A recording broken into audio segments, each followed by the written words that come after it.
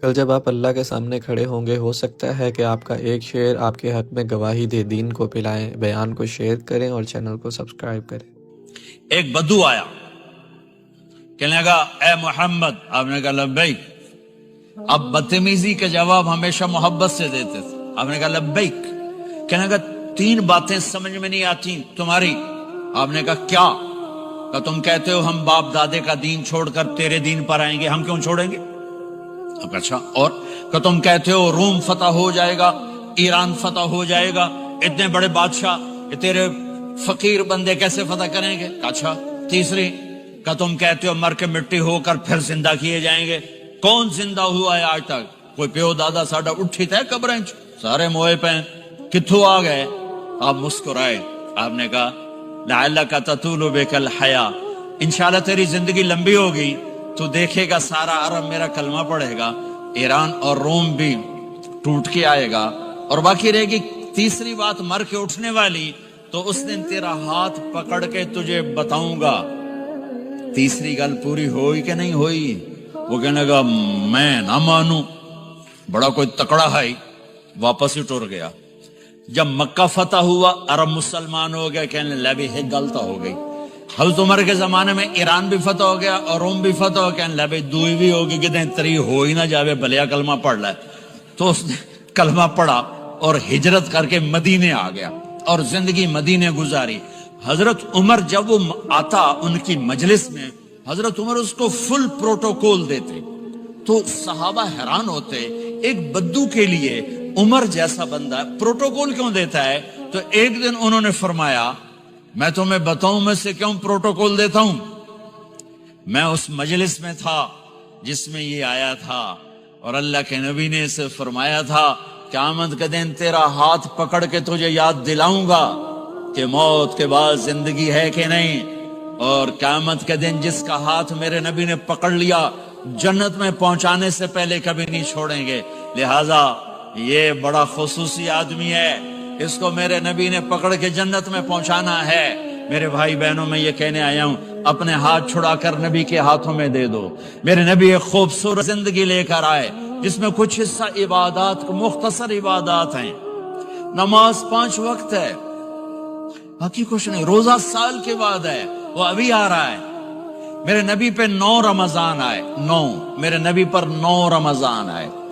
مدینہ جانے کے بعد ہجرت کے دوسرے سال شعبان کی 2 تاریخ کو پیر کے دن روزے کا فرض ہونا نازل ہوا، اور میرے نبی ستمبر میں پہنچے ہیں مدینہ منورہ، اور رمضان یوں پیچھے جا رہا ہے، ستمبر سے اگست میں آیا ہے، اگست سے جولائی میں آیا ہے، اور جولائی سے جون میں آیا ہے، اور میرے نبی اللہ کے پاس چلے گئے۔ سارا رمضان میرے نبی نے گرمی کا گزارا، 9 رمضان سارے گرمی کے روزے، اور میرے نبی کی سحری ہوتی تھی 2 کھجور اور 1 گلاس پانی پر روزہ رکھتے تھے عام طور پر، کبھی کبھی کھانے کو بھی مل جاتا تھا، لیکن 2-3 کھجوریں اور 1 گلاس پانی، اس پر میرے نبی نے 9 رمضان گزارے، اعتکاف کر کے دکھایا، پورا مہینہ 20 دن 10 دن، پھر ساری زندگی 10 دن کا اعتکاف فرمایا شب قدر کی تلاش میں، اور امت کو خوشخبری سنائی۔ رمضان آ رہا ہے تو میں تھوڑی سی تفصیل بتا دوں۔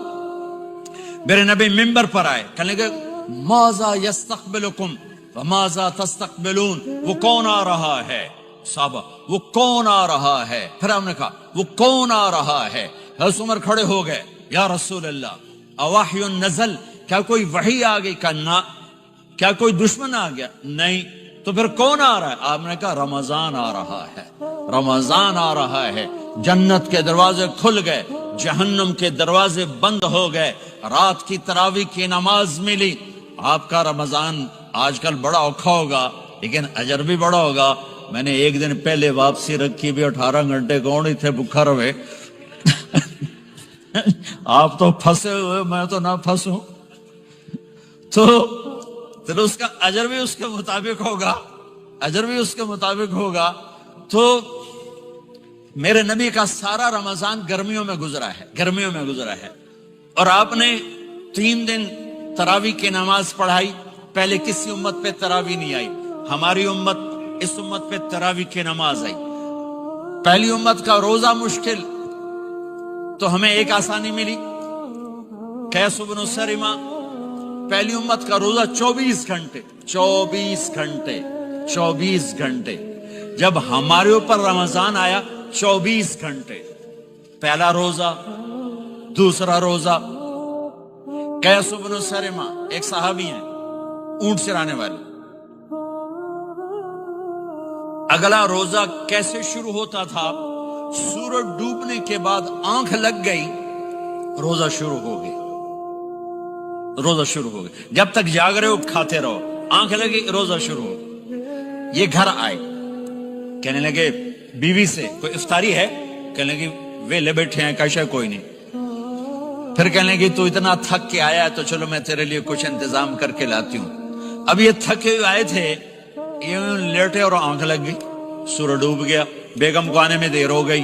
جب وہ آئی دیکھا تو سوئے ہوئے، کہا لگتا ہے ابن سرمہ، ارے سرمہ کے بیٹے تیرا تو کم ہو گیا۔ ان کی آنکھ کھلی، کیا ہوا؟ کہ اگلا روزہ شروع ہو گیا۔ تو ظہر کی نماز میں آئے، مسجد میں تو بے ہوش ہو کے گر گئے۔ تو اللہ کے نبی نے پوچھا اس کو کیا ہوا؟ کہ یا رسول اللہ یہ سحری کے بغیر روزہ شروع کر دیا۔ تو میرے نبی کا دل ایک دم مٹھی میں آیا، تو میرے اللہ نے قرآن اتارا، چل میرے حبیب آپ کو رنجیدہ نہیں دیکھ سکتا، آپ کی امت کو اجازت ہے سحری تک کھاؤ، کلوا واشربوا حتی یتبین لکم الخیط الابیض من الخیط الاسود من الفجر ثم اتموا الصیام الی اللیل۔ رات کو آسانی کر دی، کھاؤ پیو۔ پہلے جب روزہ شروع ہوا تو ہر شے حرام ہوگی، بیوی بھی حرام ہوگی، خامد بھی حرام ہوگا، ہر شے حرام ہوگی۔ ایک دو واقعات اس طرح اوپر نیچے آئے کہ میرے رب نے سارا نظام بدل۔ ایک اور بدو آ گیا، یا رسول اللہ میں تو مارا گیا۔ آپ نے کہا کیا ہوا؟ کہ میں روزے کی حالت میں بیوی کے پاس چلا گیا۔ آپ نے کہا اچھا تو غلام آزاد کر۔ کہ میں غریب بندہ کہاں سے غلام آزاد کروں؟ آپ نے کہا تو پھر 60 مسکینوں کو روٹی کھلا۔ کہنے لگا میں آپ مسکین ہوں، میں کتوں روٹی کھواؤں؟ آپ نے کہا اچھا پھر 60 روزے رکھ۔ کہنے لگا ایک روزے آئے کم کیتا، 60 روزے کی تھپ، ایک روزے میں یہ چاند چڑھایا، 60 روزوں میں کیا کروں گا؟ تو آپ بڑا ہنسے۔ آپ نے کہا اچھا بہ جا۔ تھوڑی دیر گزری تو ایک صحابی آئے، یا رسول اللہ یہ صدقے کی کھجوریں ہیں۔ تو آپ نے او بھائی کتنے ہیں؟ جی بیٹھا چوریا، یہ لے جا اور مدینے کے 60 غریبوں کو دے دے۔ وہ کہنے لگا یا رسول اللہ اللہ کی قسم مدینے میں مجھ سے بڑا غریب کوئی نہیں، تسی نہیں کرو، میرا جرمانہ مینوں ہی حلال کرو۔ تو آپ اتنا ہنسے کہ یہ دانت نظر آنے، یہ داڑے نظر آنے، اتنا ہنسے یہاں تک آخری دانت نظر آنے لگے۔ آپ نے کہا اچھا بھائی تیرا جرمانہ تینوں ہی حلال کیتا، پر اور کسی واسطے نہیں، صرف تیرے واسطے۔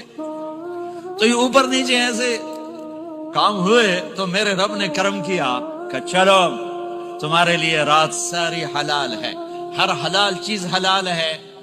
سحری کے بعد ختم۔ تو روزہ کھانے کا ٹائم تبدیل کیا، ایک نماز کا اضافہ کیا، تراویح۔ وہ چونکہ مشکل ہوتی ہے تو اللہ نے اجر بڑھا دیا۔ میرے نبی نے خوشخبری سنائی، میری بات دھیان سے سننا، رمضان آنے والا ہے، تراویح آنے والی۔ تراویح کے ہر سجدے پر 1500 نیکی، 1500 نیکی۔ یہاں کی سب سے بڑی مسجد کون سی ہے؟ جامع اسلامیہ حسنہ کی مسجد والے 1500 نیکی آپ کو سمجھ میں نہیں آئے گی۔ ایک چھوٹا سا اشتہار لگا دیں، جو ہماری مسجد میں تراویح پڑے گا اس کو $15 ملیں گے، ہر سجدے پہ $15۔ اگلے دن تسی دادیاں نہیں چاہ کے لے جاؤ، دادیاں تے تو لڑائی شروع ہو جاؤ، اما تو میرے نال ٹر، دادی تو میرے نال ٹر۔ میرے نبی کی خوشخبری 1500 نیکی، 3 سیکنڈ کا سجدہ، ہر سجدے پر جنت میں سرخ یاقوت کا ایک محل جس کے 60,000 سونے چاندی کے دروازے۔ تجھے ایک گھر لے کے ساری زندگی قرضے لائی رکھ دے ہو نہیں؟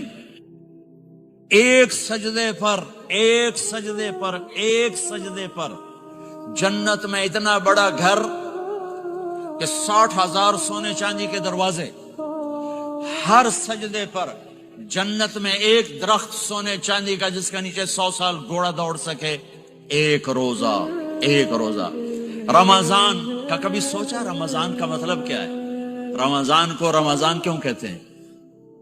اللہ نے 11 مہینوں کے نام عربوں سے رکھوائے اور روزے کے مہینے کا نام خود رکھا قرآن میں، شہر رمضان الذی انزل فیہ القرآن۔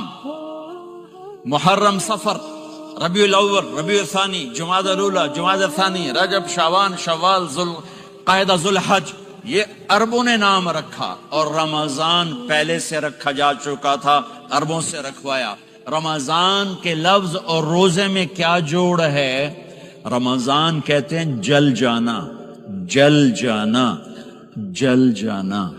تو اس کو روزے کے ساتھ کیا مناسبت ہے کہ جب کوئی مرد عورت روزہ رکھتا ہے یا رکھتی ہے تو پچھلے 330 دن کے گناہ، آج روزہ رکھا، بھٹی تیار ہو گئی، گناہ ڈال کے جلاؤ، دوسرے دن اور گناہ جلاؤ، تیسرے دن اور گناہ، چوتھے دن اور، 30ویں دن سارے گناہوں کو اللہ تعالیٰ جلا کے، راکھ کر کے، ایمان والے مرد عورت کو پاک کر کے، صاف کر کے، آخری رات کہتا ہے جاؤ بخشے بخشائے چلے جاؤ، جاؤ بخشے بخشائے چلے جاؤ۔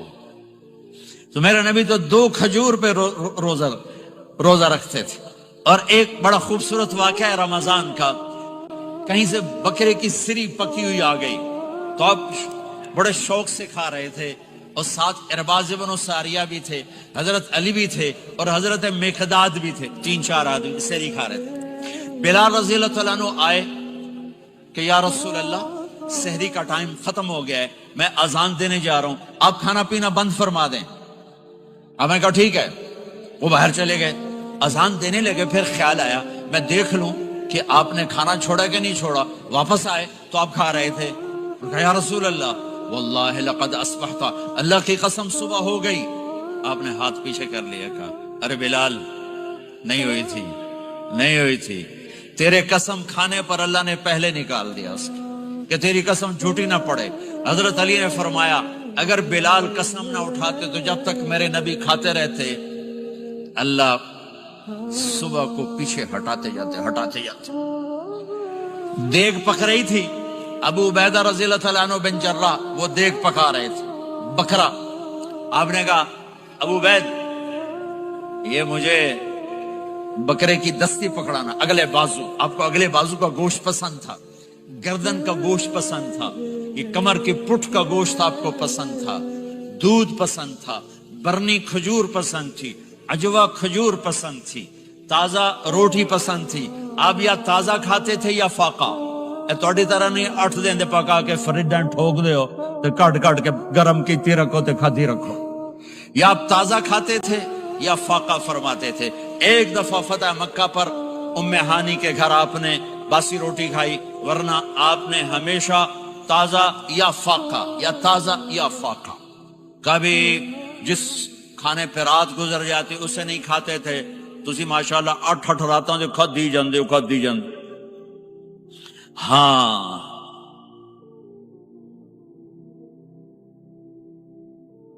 تو کہنے لگے عبید یہ دستی پکڑانا، تو انہوں نے ایسے بکرے کا بازو نکال کے پورا آپ نے یوں پکڑا، نوچ کے پھینکا، کہ دستی پکڑانا، انہوں نے یوں نکالا ڈوئی سر، آپ نے پکڑا، کھایا، کہا مجھے بکرے کا بازو دستی پکڑانا۔ کہا یا رسول اللہ بکرے کی 2 ہی ہوتی ہیں۔ آپ نے کہا تیرا بھلا ہو جائے، اگر تو میرے کہنے پہ ڈوئی ڈال دیتا، جب تک میں کہتے رہتا اللہ مجھے نکال کے کھلاتا رہتا، اللہ مجھے نکال کے کھلاتا رہتا۔ اللہ نے رمضان بھیجا ہوا ہے، رمضان آ رہا ہے، اللہ کی رحمتوں کا جنت کے دروازے کھل گئے، جہنم کے دروازے بند ہو گئے، ایک دوسرے کو معاف کر دو، روزے کی حفاظت کرو۔ آپ بہت سے بہن بھائی آئے بیٹھے ہو، لڑے ہوئے ہوگے، ناراض ہوگے، میاں بیوی لڑے ہوئے ہوں گے، بھائی بہنیں لڑی ہوں گی، رمضان آ رہا ہے، تیاری کرو۔ جیسے حج پر جانے سے پہلے معافیاں مانگتے ہو، رمضان سے پہلے بھی ایک دوسرے سے معافی مانگو، ایک دوسرے کو معاف کرو، ایک دوسرے کو درگزر کرو، خود جا کے معافی مانگ لو، اللہ آپ کا مقام اونچا کر دے گا، مرتبہ اونچا کر دے گا۔ آخری رات اللہ تعالیٰ فرماتے ہیں جاؤ تمہارے رات کی قیام اور دن کے روزے کے بدلے تمہیں سب کو معاف کر دیا، مانگو۔ اور ایک رات اللہ نے شب قدر بنائی جو 1000 راتوں کے برابر کر دی۔ وہ آج آپ کی تو راتیں ہی بڑی چھوٹی ہیں، 5 راتیں جاگ لو 3 گھنٹے دی بھی نہیں رات ہوندی، تو 5 راتیں جاگ لو، 21 23 25 27 29، ان میں سے ایک رات ضرور شب قدر ہوگی۔ ایک رات کا جاگنا 80 سال کی عبادت سے بڑھیا ہو جائے گا، صرف ایک رات کا جاگنا، ایک رات کا جاگنا۔ ایک شرط ہے، دل میں بغض نہ ہو، نفرت نہ ہو، حقارت نہ ہو، کسی مسلمان کو حقیر نہ جانو، بلکہ کسی انسان کو حقیر نہ جانو، تو آپ کی بندگی اللہ کی بارگاہ میں پہنچ کر آپ کے مقام کو اونچا کر دیں گی۔ تو عبادات میں ایک نماز ہے، پھر ایک روزہ ہے، پھر زکوٰۃ اور حج مالدار لوگوں کا فریضہ ہے، غریبوں کا نہیں ہے، متوسط طبقے کا نہیں ہے۔ تو عبادات کا جو نصاب ہے بڑا مختصر ہے۔ 5 نمازوں پہ کتنا وقت لگتا ہے؟ روزے سال کے بعد آتے ہیں، گنجائش ہے، بیمار ہو بعد میں رکھ لو، مریض ہو بعد میں رکھ لو، زکوٰۃ سارے سال میں کسی وقت دے دو، حج زندگی میں کب کسی وقت کر لو۔ یہ ایک چھوٹا سا نصاب ہے۔ دوسرا میرے نبی کی زندگی کا پہلو جسے میں ہائی لائٹ کرنا چاہتا ہوں، جو نمایاں ہے، جو روشن ہے، وہ میرے نبی کی زندگی ہے، وہ میرے نبی کے اخلاق ہیں، وہ میرے نبی کا درگزر ہے، میرے نبی کا پیغام محبت ہے۔ میرے نبی نے فرمایا اسلام کا سب سے مضبوط عمل کیا ہے؟ ایو اور الاسلام اوثق؟ صحابہ نے کہا الصلاۃ، نماز۔ آپ نے کہا نہیں۔ جہاد؟ آپ نے کہا نہیں۔ روزہ؟ آپ نے کہا نہیں۔ حج؟ آپ نے کہا نہیں۔ اسلام کا سب سے مضبوط عمل کیا ہے؟ صحابہ، نماز؟ جی نہیں۔ جہاد؟ نہیں۔ روزہ؟ نہیں۔ حج؟ نہیں۔ اچھا یا رسول اللہ پھر کیا ہے؟ سنو اور توجہ سے، میرے نبی نے فرمایا اسلام کا سب سے مضبوط عمل آپس میں محبت کرنا ہے، اللہ کے لیے محبت کرنا ہے، اللہ کے لیے محبت کرنا ہے، اللہ کے لیے محبت کرنا ہے۔ اسلام پیغام محبت ہے، میرے نبی کی زندگی محبت کی پوری تصویر ہے، کسی سے نفرت نہیں، بغض اللہ کے لیے، محبت اللہ کے لیے۔ یہ اسلام کا سب سے مضبوط عمل ہے۔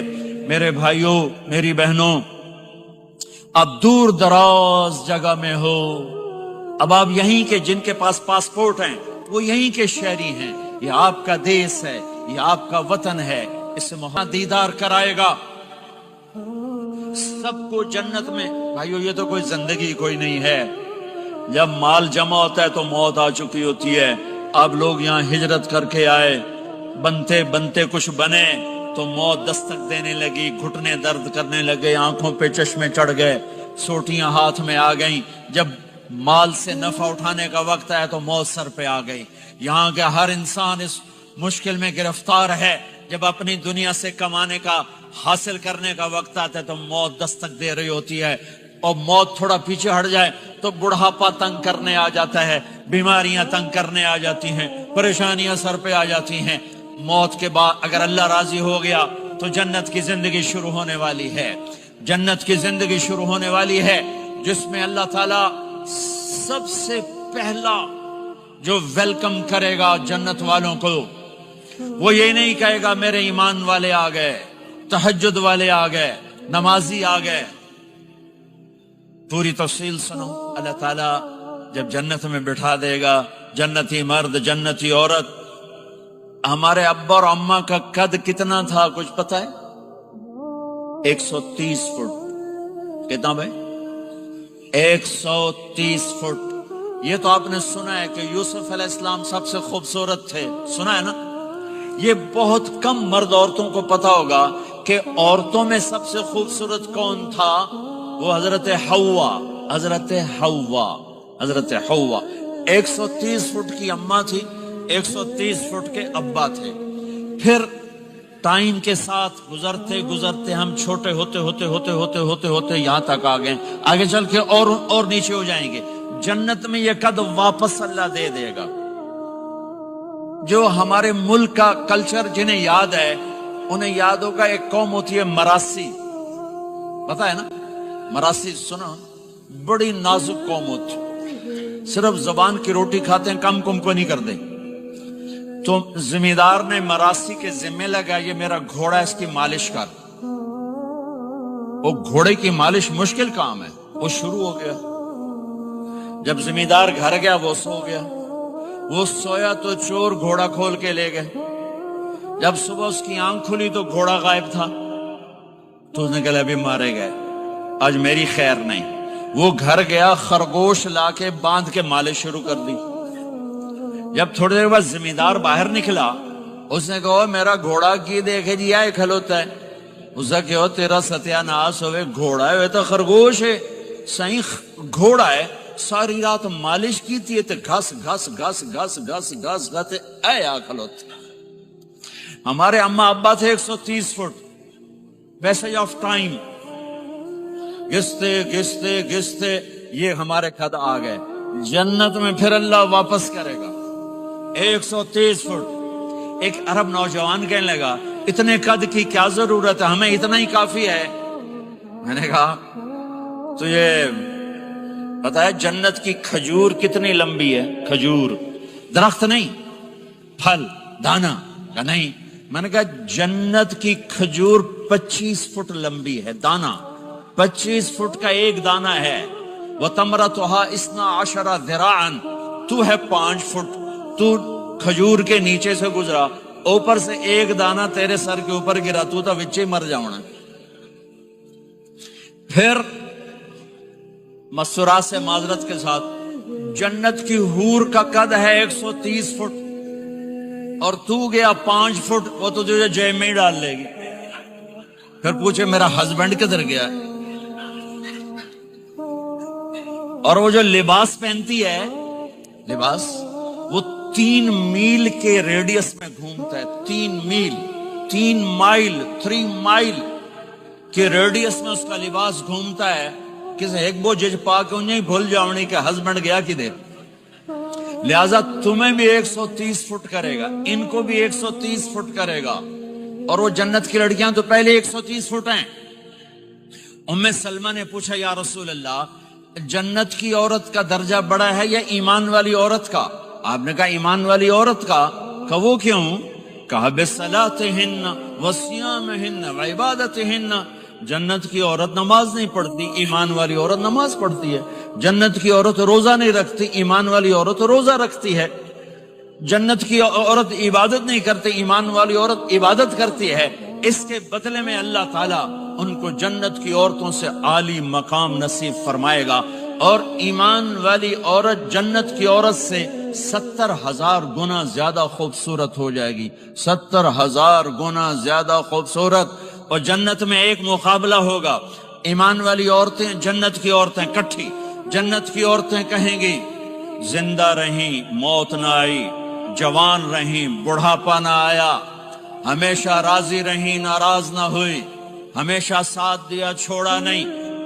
اور دنیا کی عورت میں یہ ساری باتیں ہیں، موت بھی آئی، بڑھاپا بھی آیا، لڑائیاں بھی ہوئی، جھگڑے بھی ہوئے، جدائی بھی ہوئی۔ نیک سے نیک عورت 89 کا حج تھا تو ہم بارڈر پہ بیٹھے تھے مینا کے مزدلفہ کے ساتھ، بھئی فجر کی نماز پڑھیں گے اور نکل جائیں گے۔ تو ایک بڈھا بڈھی نیک ہی تھے جو حج کے لیے چلتے چلتے آ کے ہمارے پاس بیٹھ گئے تھے، ہمارے علاقے کے، ہماری زبان تھی، یہاں نہ بیٹھو، پیچھے بیٹھو،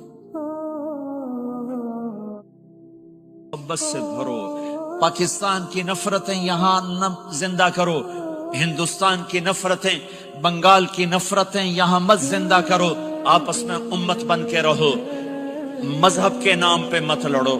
یورپ میں یہ آگ لگی ہوئی ہے، میں بہت عرصے کے بعد آیا ہوں، مجھے نہیں پتا کہ یہ مذہبی نفرت ہے یا نہیں ہے، لیکن چونکہ یورپ میں بہت دفعہ جانا ہوتا ہے، ہر سال ہوتا ہے، وہاں یہ جھگڑے نفرتیں، ہماری مسجد تمہاری مسجد، ان کے پیچھے نماز نہیں، ان کے پیچھے نماز نہیں، یہ تو مسلمان ہی نہیں، یہ تو گستاخ رسول ہیں، یہ وہابی ہیں، یہ کافر ہیں۔ دیکھو میں ہاتھ جوڑتا ہوں، امت بن کے رہو، उम्मत बन के रहो, मोमिन बन के रहो, मुस्लिम बन के रहो, मोमिना बन के रहो, मुस्लिमा बन के रहो। इख्तिलाफ राय को बर्दाश्त करो। यहाँ चांद के मसले में इख्तिलाफ होता है, रोजे के टाइम में इख्तिलाफ होता है। उलमा से कहता हूँ इस इख्तिलाफ को मिटाओ, जिसमें सहूलत हो सारे वो ले लो।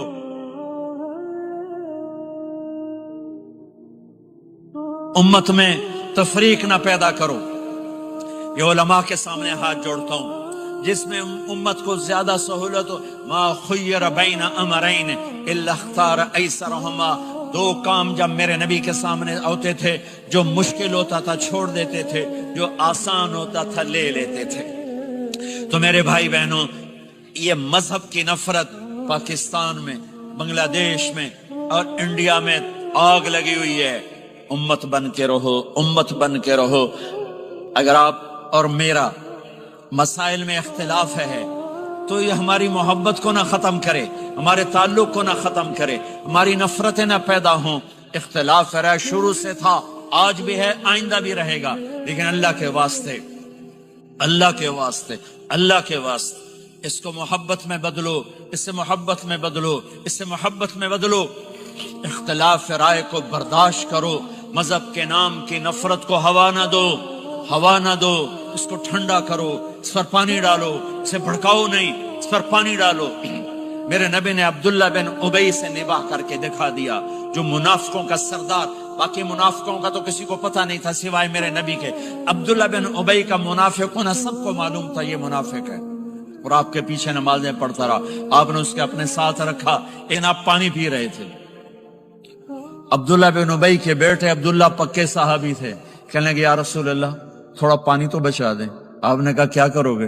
कहा अपने बाप को पिलाता हूं, शायद ईमान मिल जाए। आपने पकड़ा दिया, घर आया, कहा अब्बा ये पानी पी ले। कहने लगे ये क्या है? कहा ये मेरे नबी का बचा हुआ पानी है, पी ले, शायद तुझे ईमान मिल जाए। सुनो, कहने लगा वहां से किसी का पेशाब लिया, वो पी लूंगा, ये नहीं पीता। किसी का पेशाब लिया, वो पी लूंगा, ये नहीं पीता। वो वापस जाकर कहने लगे या रसूलल्लाह, इजाजत है मैं इसका सर उड़ा दूं? आपने कहा नहीं, तेरा बाप है, ये काम नहीं करना। मैं नहीं चाहता कि लोग कहें मोहम्मद अपने साथियों को कत्ल करता है। और जब वो मरा कमबख्त, उनके बेटे आए, या रसूलल्लाह मेरे बाप का जनाजा पढ़ाएंगे? आपने कहा पढ़ाऊंगा। कफन देंगे? का दूंगा। का अपना कुर्ता दे दे। आपने कुर्ता उतार के दे, जा उसको कफन दे दो, को शायद कमबख्त बख्शा जाए। है, और अब इतनी नफरत है कि एक दूसरे का जनाजा भी नहीं पढ़ते, सलाम भी नहीं करते, मस्जिदों में लड़ाइयां हो रही हैं। आपने कुर्ता दिया, उसको पहनाया, आप जनाजे के लिए खड़े हुए, हज़रत उमर आगे आ गए। या रसूल अल्लाह, आपको पता ये कौन है? कहा उमर मुझे बताते हो ये कौन है? मुझे नहीं पता कौन है। को इसका आप जनाजा क्यों पढ़ रहे हैं? कहा अल्लाह ने कहा है पढ़ या ना पढ़ मैं माफ नहीं करूंगा, तो मैं पढ़ता हूं, शायद अल्लाह माफ कर दे। ये मेरे नबी के अखलाक, ये मेरे नबी के अखलाक हैं, ये मेरे नबी की खूबसूरत जिंदगी है। आपने जनाजा पढ़ा दिया, फिर उसके दफन में शरीक हुए। आप पीछे पहुंचे तो वो कब्र में उतार दिया था, बाहर निकालो। कब्र से बाहर निकाल के अपने लुआब थूक को मुंह से निकाल कर उसके मुंह में डाला, का शायद इसकी बख्शिश हो जाए। इसको देखकर 100 मुनाफिकों ने कलमा पढ़ा। कितना बड़ा खुलुक सिर्फ नबी का ही हो सकता है। तो मेरे भाई बहनों, बहुत बड़ा मजमा आया हुआ है। मेरे नबी की जिंदगी का दूसरा पहलू, मेरे नबी की जिंदगी, मुआशरत, पाकीज़ा अखलाक, मोहब्बत भरा पैगाम, माँ बाप के लिए, बीवी के लिए, बीवी का खामिद के लिए, बहन भाइयों का एक दूसरे के लिए, ये एक खूबसूरत जिंदगी है जो आज हम भूल चुके हैं, मिट चुकी है, मिटा चुके हैं। मेरे नबी के खूबसूरत अखलाक, मेरे नबी का दर गुजर करना, मेरे नबी का माफ करना। 21 बरस कत्ल के मंसूबे बनाने वालों को आपने कहा, मक्के वाले जाओ माफ किया, जाओ माफ किया, एक जुमले पर जाओ माफ किया। ये मेरे नबी का पैगाम है। मेरे नबी के अखलाक सच्चाई, मेरे नबी के अखलाक दयानतदारी, मेरे नबी के अखलाक सिद्क व अमानत। सबसे ज्यादा हाईलाइट جو مکی زندگی میں آپ کی صفت ہوئی سات کل جب آپ اللہ کے سامنے کھڑے ہوں گے ہو سکتا ہے کہ آپ کا ایک شعر آپ کے حق میں گواہی دے. دین کو پلائیں، بیان کو شیئر کریں اور چینل کو سبسکرائب کریں.